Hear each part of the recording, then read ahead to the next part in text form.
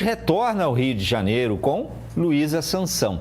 Ela traz informações sobre o acolhimento aos familiares dos afetados pela operação. Não é isso, Luísa? É isso mesmo, Marcos. Bom, acho que fundamental agora, inclusive aproveitando o que vocês estavam discutindo agora, trazendo um gancho para cá, sobre a questão dessas desigualdades todas, né?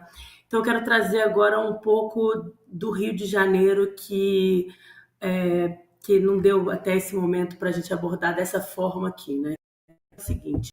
Bom, a gente tem aqui um histórico tão sistêmico, né, assim, tão profundo de violações, né, em operações tão violentas, que a gente tem aqui um time de mães, né, de vítimas que há muito tempo vem acolhendo pessoas que chegam, que entram, infelizmente, para esse time, né? Ou seja, como a cada dia de operação, ou fora de operação, mas simplesmente, né, acontece também em rotina, como acontece muito de pessoas serem mortas por policiais, mesmo quando não tem assim, uma operação. Né? E aí elas sempre fizeram esse acolhimento que elas não tiveram. Né?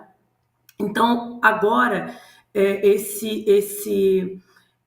tem uma rede de apoio, né, que é uma rede de apoio para familiares de vítimas de violência de Estado e para pessoas assim, em situação de vulnerabilidade, que são vítimas de violações diversas, né?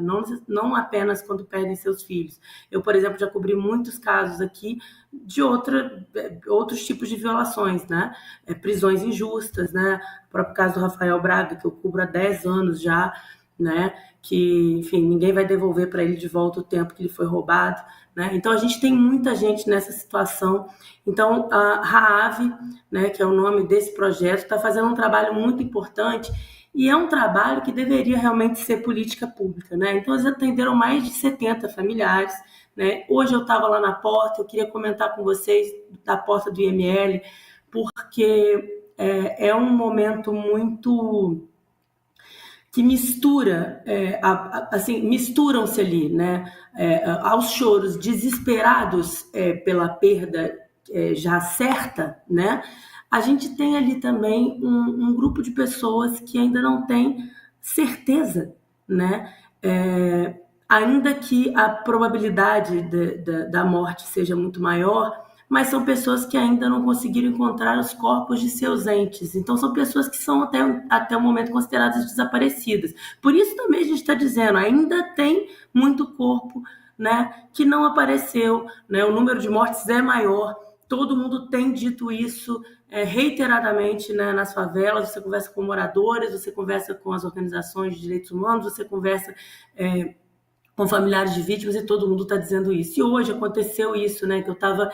Porque tem uma coisa, como filha de ex-preso político, tem uma coisa que é muito interessante, que é como se encontrar o corpo, né, fosse uma espécie de ver para crer que é necessária para...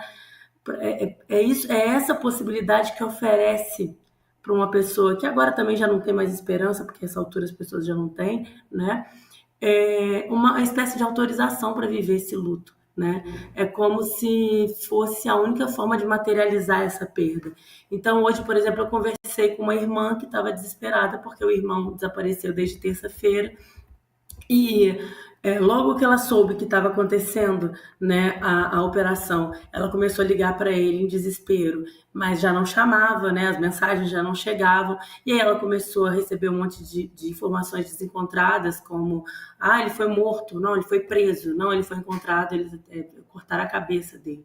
Né? Então, assim, tudo que de fato aconteceu com muitas pessoas, mas tudo passando assim por ela, e aí ela fala uma coisa que eu acho que é muito interessante, aí vai ao encontro, a gente volta ao gancho que eu trouxe aqui, da questão que sempre acaba sendo, né, das desigualdades geradoras de violência, né, por que as pessoas continuam nessa vida quando estão? Que ela fala assim, que, ela diz assim, né, a gente sabia que ele estava, né, na vida errada, ela falando as palavras dela, né, a gente queria que ele saísse disso, a gente pedia, né? Ao mesmo tempo, a família deles, né, da Bahia, os dois tinham vindo para o Rio, e aí ela diz, mas olha, ele tem duas filhas lá na Bahia, agora do lado dela tinha a jovem viúva de 18 anos, viúva com uma filhinha de 6 meses dele, né? E dizendo que, olha, por mais que a gente discordasse dele estar nessa vida, né? Ele tentou muitas coisas e não conseguiu. Ele veio para cá buscando uma vida melhor. Ele não queria ir para o crime. E aí eu fico pensando assim, né? Sem nenhuma romantização disso, óbvio, mas a gente precisa pensar sobre o que leva tantos jovens para o crime, né? E uma dessas questões aqui no Rio de Janeiro muito sérias, né? Que o Rio é uma cidade extremamente desigual, uma cidade turística que atrai gente do mundo inteiro o tempo todo, né? É uma cidade muito cara para se viver, né? As favelas são super povoadas, a gente tem muitas pessoas vivendo em condições assim indignas, um histórico muito grande de violações contra essas pessoas, né? Então a criminalização da pobreza, o racismo, e aí a gente tem um monte de jovens que é, com o ódio que se tem contra um inimigo comum, no sentido de que as organizações, as facções nascem disso, né? A origem das facções está ligada a isso, né? Ao Estado como inimigo. Né? E o fortalecimento dessas facções está ligado a isso. Então, quando a gente vê esses jovens indo para o crime dessa maneira, a gente está falando de uma realidade de desigualdade, em que falta oportunidade, falta acesso a condições dignas de tudo, né? Assim como, por exemplo, quando você tem repressões violentíssimas aos bailes, às noites, né, às noitadas da periferia. Não, mas aqui tem muita arma. Bom, sempre tem, né? Porque as pessoas que vivem na favela estão na mira do fuzil,